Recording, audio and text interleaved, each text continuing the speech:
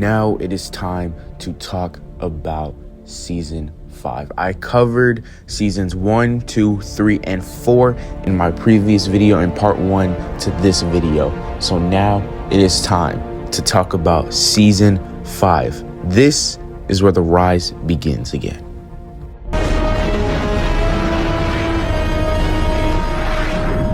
After the dumpster fire that was season 4, everyone was not really looking forward to season 5, thinking that it was going to be another bad season after having 2 bad seasons in a row. But this is where it would all change. They go back into their old roots, digging deep into what made season 1 and 2 so special. We had a new big bad, and Prometheus as a villain was just amazing. The mystery on who this guy could be, it was just great. This season was truly amazing. Yes, there were some bad episodes, but it was not as bad as seasons 3 and 4. This season was amazing. I will say that. I love this season. I love Prometheus. I love how Oliver got an entirely new team. There was a new Black Canary, which I think was great after killing off Laurel, which was not a great decision, but it can be overlooked because they gave us such a great season. Now, I think, in my personal opinion, this is Stephen Amell's best acting performance that he has given this entire series. I think season 5 was amazing for his acting. Just take a look at this very, very, very intense scene between Adrian Chase, aka Prometheus, and Oliver Queen after he's been kidnapped by him. And Adrian's trying to get him to admit the truth of what he doesn't want to tell other people, what he knows deep down inside that he is. Just listen to the scene. You don't kill because you have to, so why? Why do you do it? Because I wanted to. What? I wanted to. I wanted to! And I liked it! Chills every single time I look at that scene. That was just an amazing scene. The actor that played Prometheus, Oliver, everyone just did good in that scene. It was amazing. But now, speaking of amazing, it is time to talk about a season that is not so amazing. Season 6 of Arrow.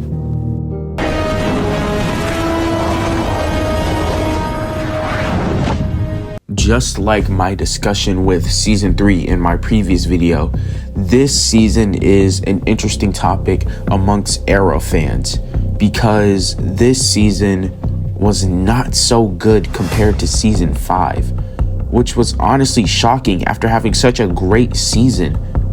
This season was not that good.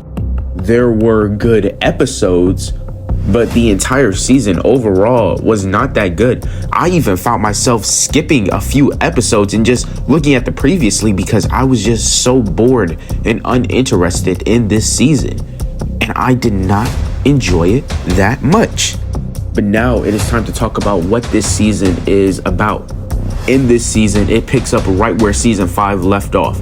Now, at the end of season 5, Leah knew the island where Oliver was exploded because Adrian Chase was dead and bombs went off everywhere. Now, this was shocking because the team was on that island and you did not know if they got off the island, if some of them survived, if some of them were even dead.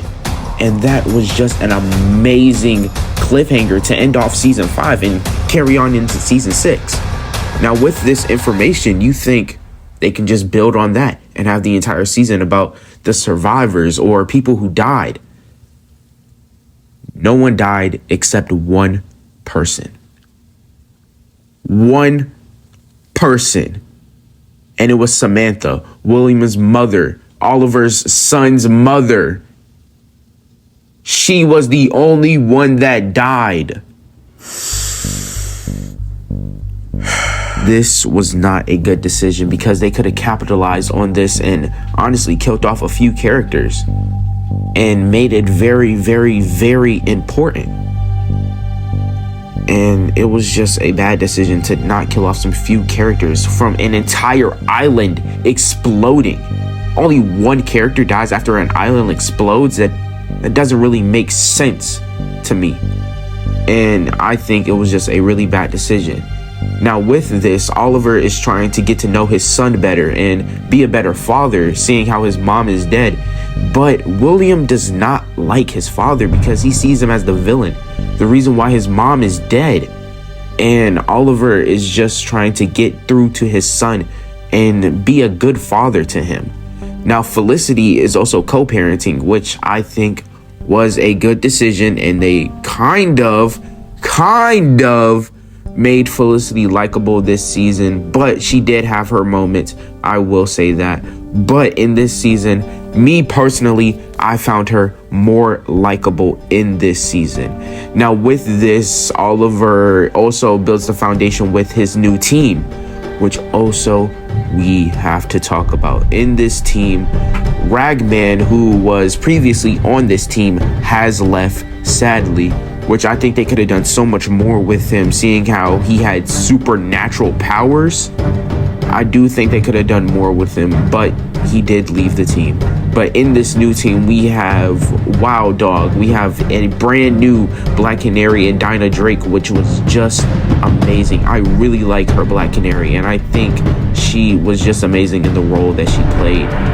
And also in this season, they had Mr. Terrific. And also at the beginning of season 6, John Diggle, who was the partner for Oliver in season 1, also becomes the Arrow for a little while, because Oliver is trying to better and give up this Arrow role so that he can get closer to his son.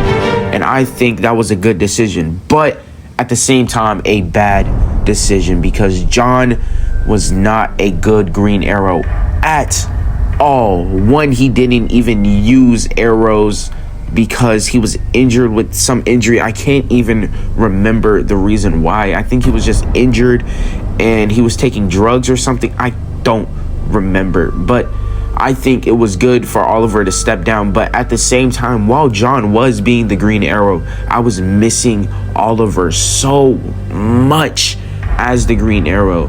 And also in this season, John and Oliver have a confrontation with who deserves to be the Green Arrow. And I think that was really bad, because one, John was mad because Oliver wants to be the Green Arrow again. And I think that was just dumb, because one, John is a grown man who has been with Oliver since season 1. So it didn't really make sense to me why he's mad at Oliver for wanting to be the Green Arrow. It's just leather. And I don't get why he was so mad at Oliver. All it was a piece of clothing. And I don't get why John was just so mad because he wanted to be the Green Arrow so bad. He was a grown man, and he's been with this man since the pilot episode.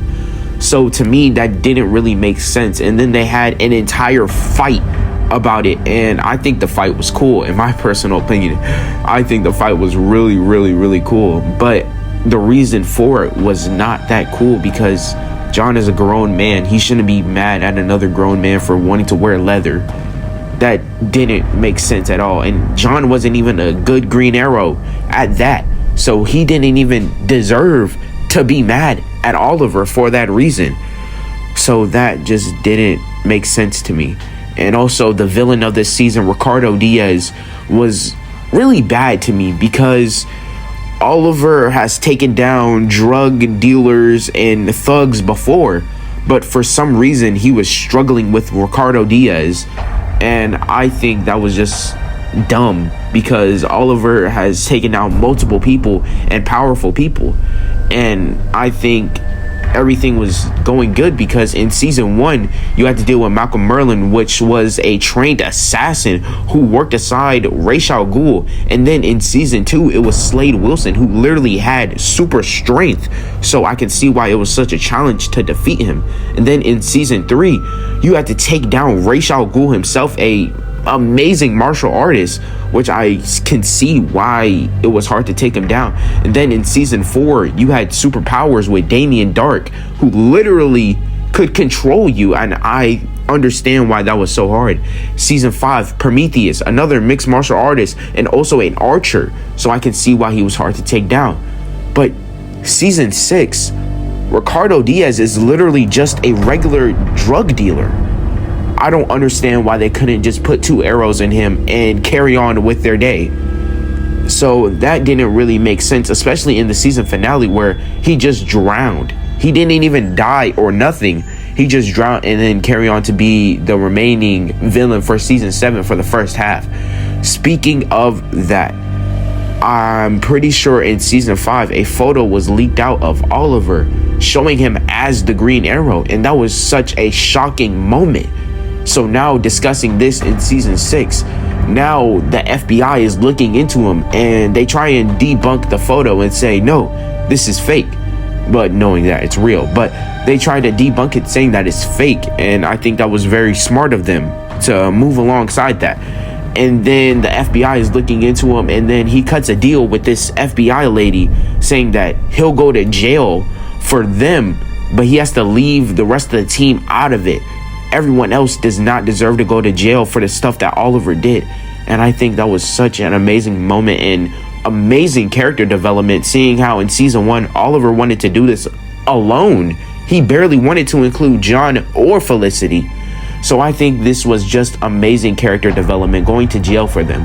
Speaking of going to jail, it is now time to talk about season 7. But first, I'm going to leave you with this. I am the Green Arrow. Now it is time to talk about season 7. Now I'm very, very, very excited to talk about this season, but at the same time, I am not happy to talk about this season because this season had an amazing first half with the whole prison arc and everything involving the prison. But the second half, after Oliver got out of prison, was just awful.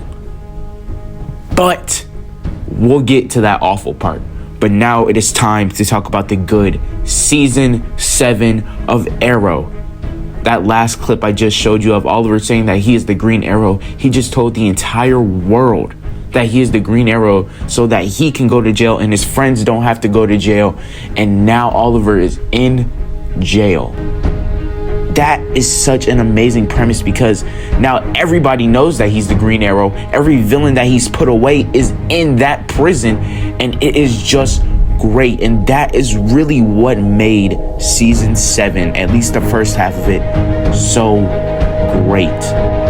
Now, with season 7, Oliver is just trying to pass on with his day. He's not trying to fight anyone. He's not trying to start anything.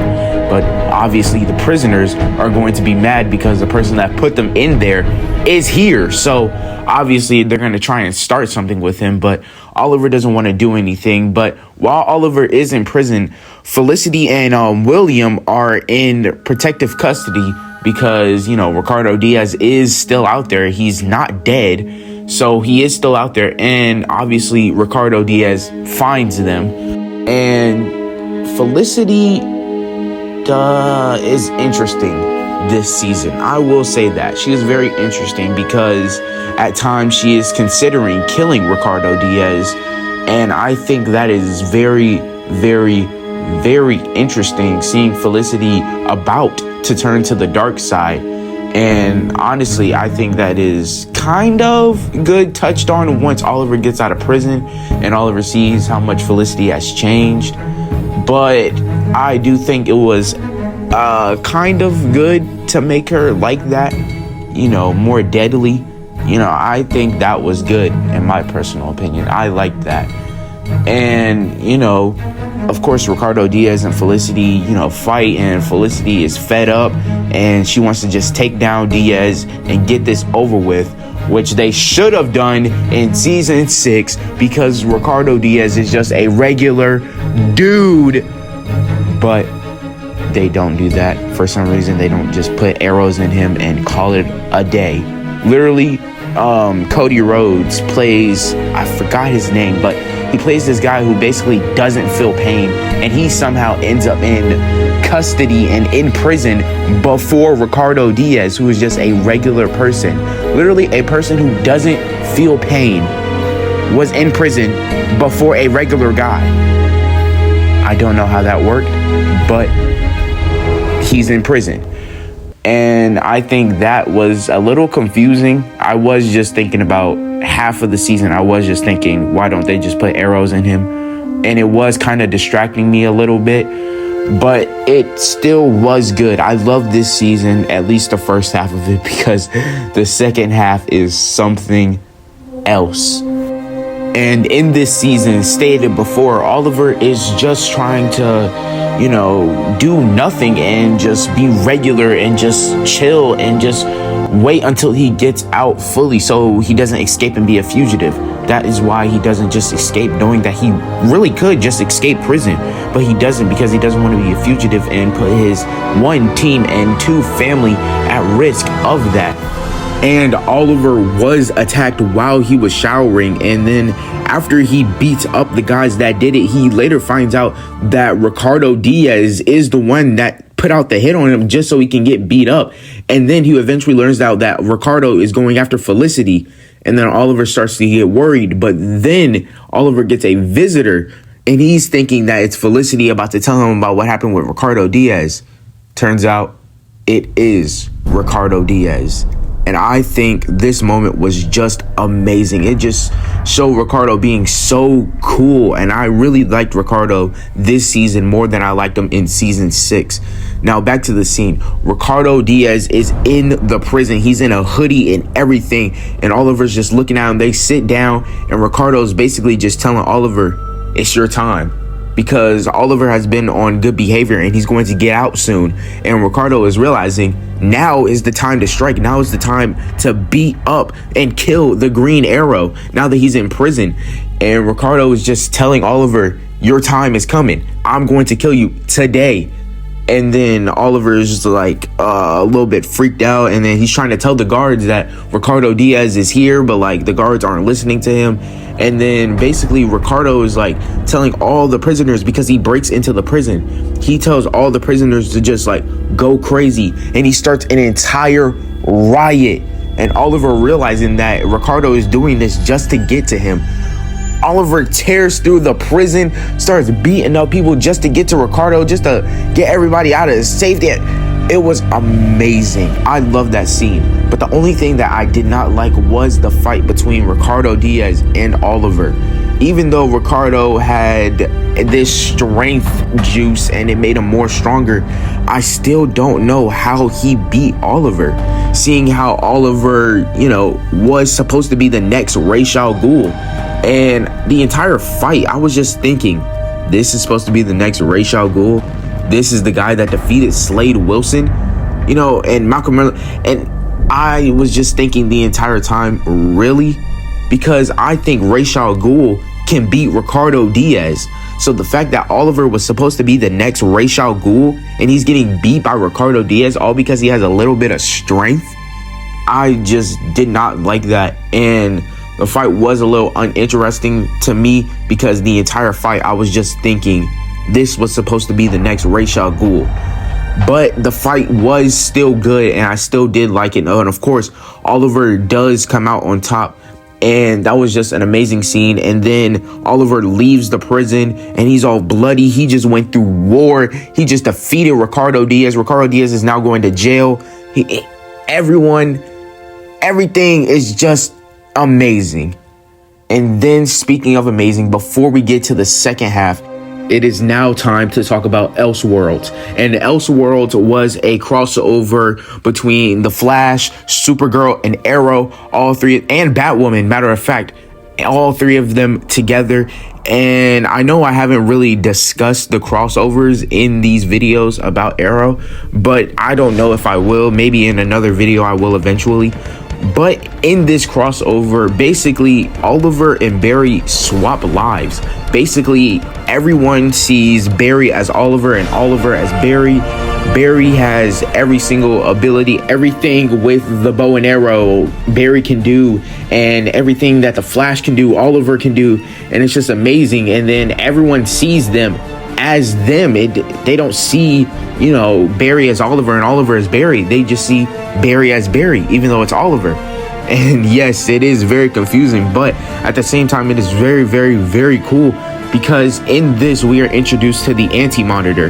Now, the Anti-Monitor is a villain that is in an entire comic book, and the name of the comic book is Crisis on Infinite Earths. And that comic is very, very, very cool. Basically, in that comic, it's about other worlds, other Earths just getting destroyed. And it requires every single hero to try and take down the Anti-Monitor and stop the worlds from being destroyed before there's nothing left. And I think that was very cool because you are introduced to the Anti-Monitor, because in The Flash, the Anti-Monitor has been telling Barry that he's going to die in a crisis, and Supergirl also dies in this. And I think that is very, very, very cool, because in the Crisis on Infinite Earths comic, the Flash and Supergirl actually die, and the CW has a Flash and Supergirl show. So I think that was very, very, very cool, seeing how the Flash is going to die in Crisis. And then Oliver finds out about this, and he is basically telling the Anti-Monitor, no, Barry and Supergirl are not going to die in this crisis, because in the comics they die. So Oliver is sacrificing himself, for his friends. And I think that was very, very, very cool, because it shows character development, seeing how in season 1 he just wanted to be all alone, and he didn't want to include John, Felicity. He didn't even want to have a team. And I think that was just so cool, and just shows the character development that Oliver went through, and the fact that he was going to sacrifice himself. And the Anti-Monitor was like, okay, but it's not going to happen right now, and you will know when Crisis is coming. And that was just very cool, because Oliver, in the back of his mind, he knows that he's going to die, because the Anti-Monitor has told Oliver that he is going to die in Crisis as well, so he can take Barry and Kara's spot. And I think that was just so cool, seeing how Crisis is going to be coming to live action, and everyone was excited for it, because everyone loves the Crisis on Infinite Earths comic, and it's just an amazing comic and everything. But now it is time to talk about the second half of season 7. Now, in this season, while Oliver was in prison, an entirely new Green Arrow was showing up, and they had a list and everything. Turns out this new Green Arrow is Oliver's half-sister, Emiko. And basically, it was really, really, really cool to see her in the first half. But eventually, she does turn into a villain. And I think she was leading some group called the Knife Circle. I'm going to be super honest. I was not paying attention at all with the whole Knife Circle talk about, I forgot the guy's name. He was in some painting. I forgot the guy's name. I was not paying attention at all. I really wasn't interested in the Knife Circle. But also in this season, we get flash forwards, seeing how now the island flashbacks have finished, but that was finished in season 5. But now in this season, we get flash forwards into the future with William, and William eventually ends up on Lian-Yu, the island where Oliver was, and he does find Arsenal Roy Harper on that island. We never do find out why Roy was on that island, and I really wonder why he was on that island. But I think it was very cool to have the flash forwards, but eventually the flash forwards do get very, very bad and not enjoyable at all. But we'll discuss that more. Also, with the flash forwards, we are also introduced with Mia. Turns out this is Oliver and Felicity's kid. And that was very interesting, seeing how in season 7 they sent William away to live with his grandparents.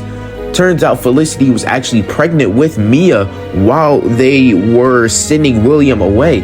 And that was just very interesting, because they sent William away to have a regular, normal life without this whole superhero stuff. And I think that was very interesting, especially seeing Mia all grown up. But we'll get to Mia eventually. Also, back on Emiko, with her being the villain of this season, the second half, and it was very, I would say, boring, because she was not really that good. All she was at first she was, oh, I'm Robert Queen's daughter. Oh no, Oliver, you must die. That was very boring and stuff. I really didn't like her. And then eventually she does turn good, but then she dies. And that was just bad, but this season as a second half was not good at all. But now it is time to talk about a great, amazing season. The final season of Arrow, season 8. Yo, with Arrow coming to an end, I wanted to send some love to Steven. None of this would have been possible without Steven and without the groundwork that Arrow laid. Steven, you are our fearless leader, and you started all of this, and it's not going to be the same without you. You're a big dork, and I love you. Steven, I started off as a really big fan of Arrow and then got to know you, and you are the most beautiful, kind, and handsome man that I know. And I just want to thank you so much for welcoming me into the family and giving me all the advice about what it's like to be a superhero. I love you. Mwah. Even though Arrow is ending, don't be a stranger. So, Arrow, season 8, and it's all coming to an end.